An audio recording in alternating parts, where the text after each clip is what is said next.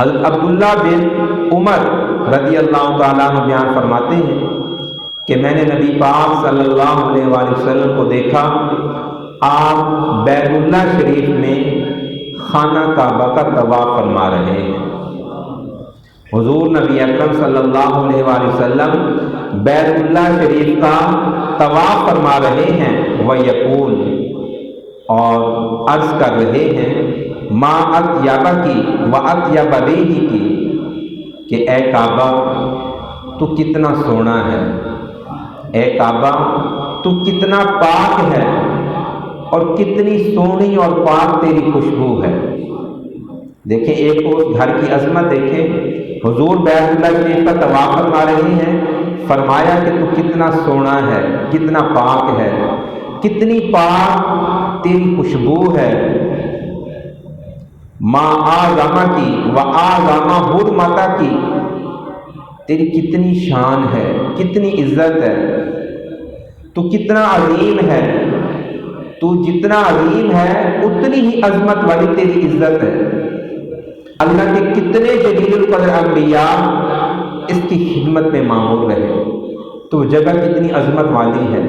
حضور فرماتے ہیں تو کتنا سونا ہے، تیری خوشبو کتنی سونی ہے، تیری عزت کتنی بڑی ہے۔ یہ باتیں کہہ کے نا حضور نے کہا واللہ نفس محمد بیدہ، جس کے قبضہ قدرت میں میری جان ہے، میں اس کی قسم اٹھا کر کہتا ہوں، لحرمت المؤمن اعظم عند اللہ حرمتا منک۔ حضور فرماتے ہیں کہ کعبہ تو عظیم ہے، تیری شان عظمت والی ہے، تیری عزت بڑی ہے، لیکن تجھ سے بھی معزز ایک شے ہے۔ کعبہ تجھ سے معزز بھی ایک شے ہے، وہ کیا ہے؟ لحرمت المؤمن اعظم منک، کہ جو اللہ کو ماننے والا بندہ ہے اس کی عزت تجھ سے بڑھ کر ہے۔ کعبے بہت عظمت والا ہے، بہت عظیم ہے، لیکن جو کلمہ پڑھتا ہے اس کی شان، اس کی عظمت کعبے سے بھی بڑھ کر ہے۔